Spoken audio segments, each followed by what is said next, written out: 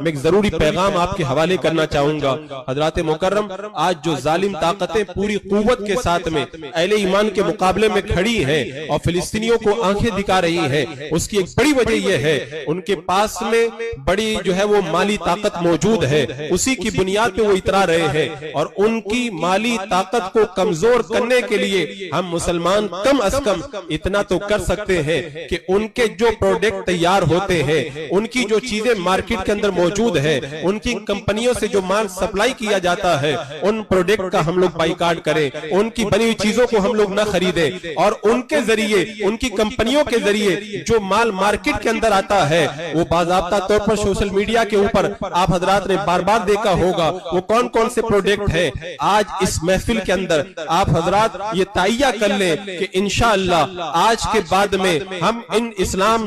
دشمن طاقتوں کے کسی پروڈکٹ کو خرید کر کے انہیں ہم طاقت نہیں پہنچائیں گے۔ میں کہتا ہوں اگر پوری دنیا کے مسلمان اگر یہ وعدہ کر لیں تو چند ہی دنوں کے اندر یہ ظالم طاقتیں گھٹنوں پہ آ جائیں گی اور انہیں جھکنے پر مجبور ہونا پڑے گا۔ انشاءاللہ ہم یہ وعدہ کرتے ہیں، سب لوگ ہم وعدہ کرتے ہیں آج کے بعد میں ان ظالموں کے ان پروڈکٹ کو کبھی استعمال نہیں کریں گے۔ بتاؤ کتنے افسوس کی بات ہے، وہ ہمارے پیسوں کے ذریعے، ہمارے ذریعے مال کما کر کے انہی سے ہتھیار خریدیں اور ہمارے مسلمان بھائیوں پر حملہ کرے، اور ہم جو ہے وہ ذرہ برابر بھی غیرت کا اظہار نہ کریں اور زیادہ سے زیادہ ان کے پروڈکٹ کو خرید کر کے انہیں طاقت پہنچانے کی کوشش کریں۔ مسلمان کا طریقہ تو یہ ہوتا ہے، آپ مجھے بتائیں اگر کوئی ہمارے باپ سے دشمنی کرے، اگر ہمارے خاندان سے دشمنی کرے تو اس کے خلاف ہم ہر ایکشن لینے کے لیے تیار ہو جاتے ہیں، اور دوسری طرف ہمارا رویہ یہ ہے عالم اسلام کے خلاف کھڑی ہونے والی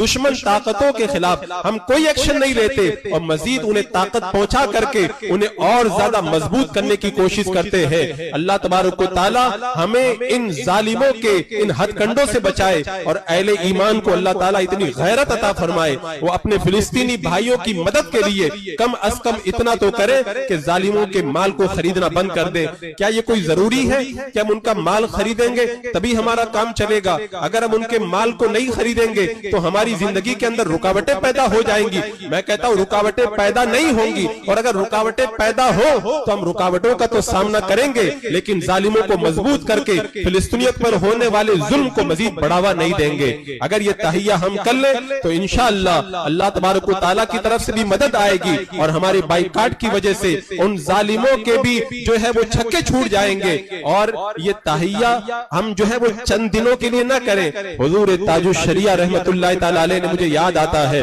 کسی موقع پر بہت پہلے کہا تھا کہ ان ظالموں کا جو پروڈکٹ ہے اس سے دوری اختیار کی جائے۔ اس مرد قلندر نے بہت پہلے اس حقیقت سے آگاہ ہو کر کے ہمیں بھی آگاہی عطا فرمائی تھی۔ ہم نے سمجھنے میں دیر کی، لیکن دیر ہی صحیح، آج بھی اگر ہم سمجھ جائیں تو انشاءاللہ آنے والے وقت کے اندر حالات اچھے ہوں گے۔